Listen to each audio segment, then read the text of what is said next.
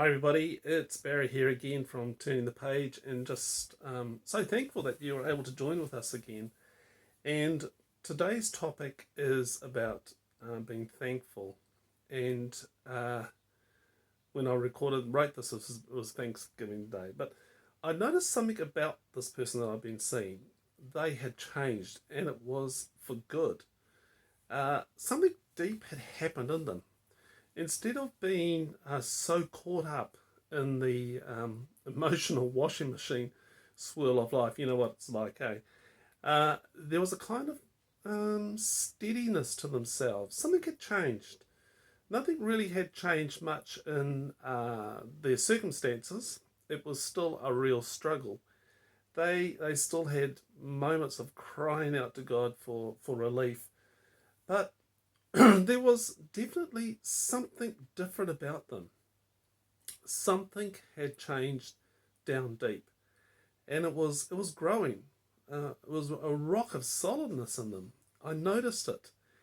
There was an invite for Thanksgiving, and when I mentioned it to them, they looked kind of strange, kind of puzzled. They knew what I was talking about. That something deep down had actually changed. They couldn't describe it that well, other than it was like having a deeper confidence in themselves and who they were. Yeah, it's the kind of knowing that you only get by going through a storm and coming out the other side. And it's an internal change that is now sort of unshakable, a solidness to their soul. It was the solidness that they could build out from. And in this noticing, I suggested we just give thanks for this newness.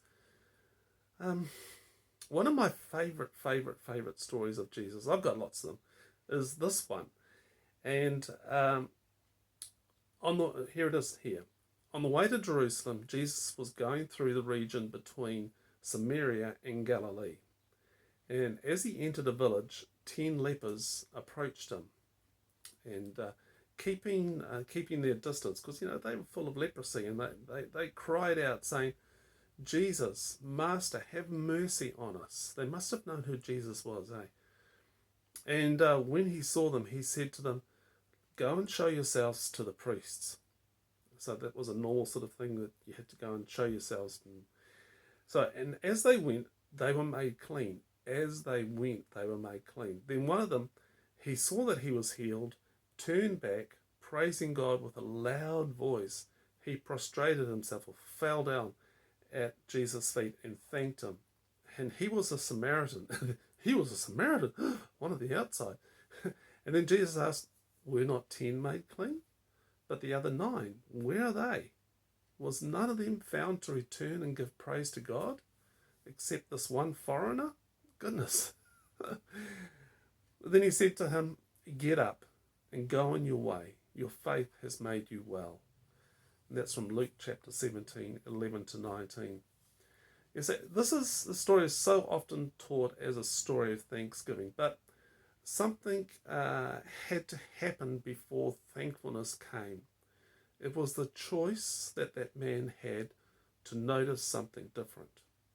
You see, great stories swing like on a microsecond of change, a pivot point where a choice was made.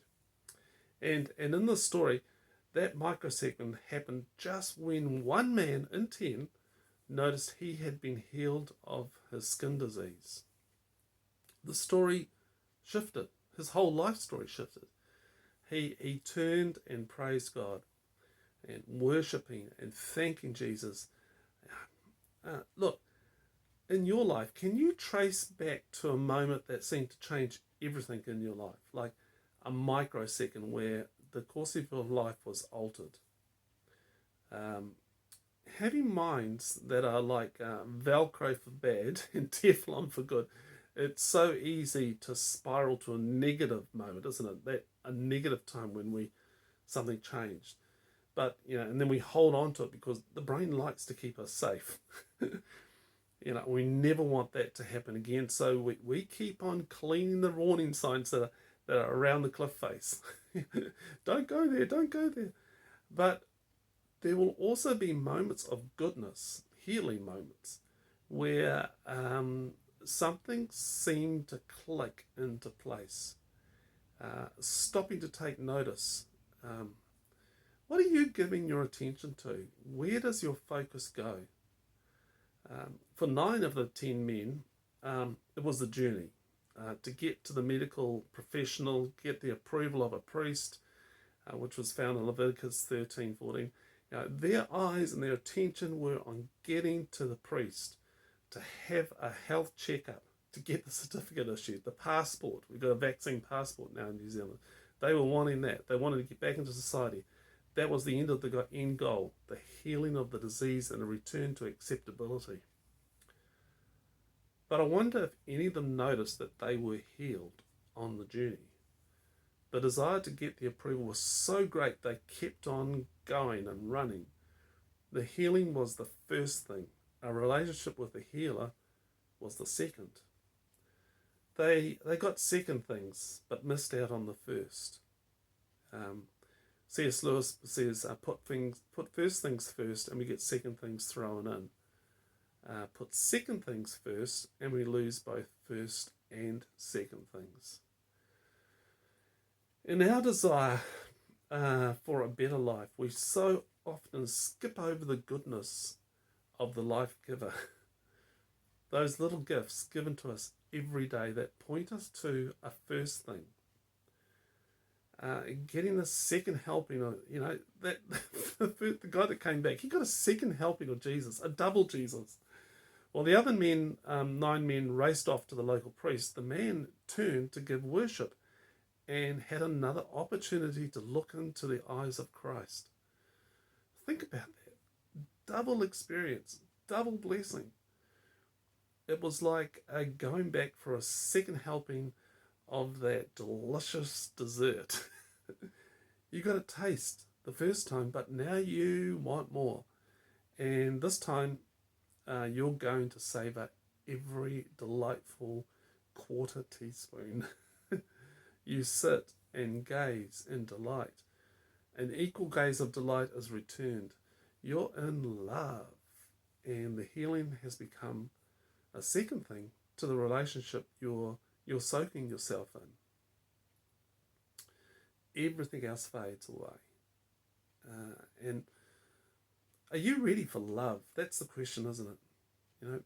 Being the 1 in 10, it's the noticing of our pain. What is the pain demanding our attention to do? Heal my marriage, sort out my kids, fix my spouse, make my life easier, take away my cancer. All reasonable desires, all prayers where we cry out, Jesus, Master, have mercy on us. Yes, and look, I have my own list. It's quite long. I cry out to the Christ to heal and to change. But it's when I stop and noticing the small and good that the only legitimate response is to fall prostrate and worship, to go back for a second helping of Jesus. And then it becomes a habit of trained observation of noticing the small and the good. Something grows deep in the belly, and an unshakable awareness of being held and loved. Look, life hurts, but love holds me strong. Thanksgiving grows out of an awareness of being deeply known. Here's some quotes for you to consider. The most beautiful of altars is the soul of an unhappy creature consoled and thanking God. That's from Victor Hugo and Les Mis.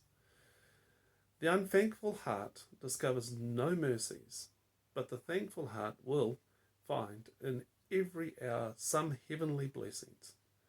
Henry Ward Beecher. We cannot attain the presence of God. We're already totally in the presence of God. What's absent is awareness. Richard Rohr. The brain is like Velcro for negative experiences, but Teflon for positive. And this shades implicit memory, your underlying expectations, beliefs, action strategies, and mood in an increasingly negative direction. That's from Rick Hanson. Here's some questions for you to answer. What do you most want? First things, second things. If you were standing as an observer of this Jesus story, what do you think what do you think would grab your attention? Number three, what would you notice? Number three, what is waiting for you to take notice of, and that would cause you to pivot and give thanks? Hey, I hope you found this helpful, and I just want to say thank you for watching or listening, and please send me an email. I just so love to hear from my listeners and viewers and readers. It's barry@turningthepage.co.nz. And again, just a big thank you to those people who regularly give a little bit of money each month to support Turning the Page. $1 a month, US dollar a month. And you can find out more about how to do that at turningthepage.co.nz/support. Thank you. Bye.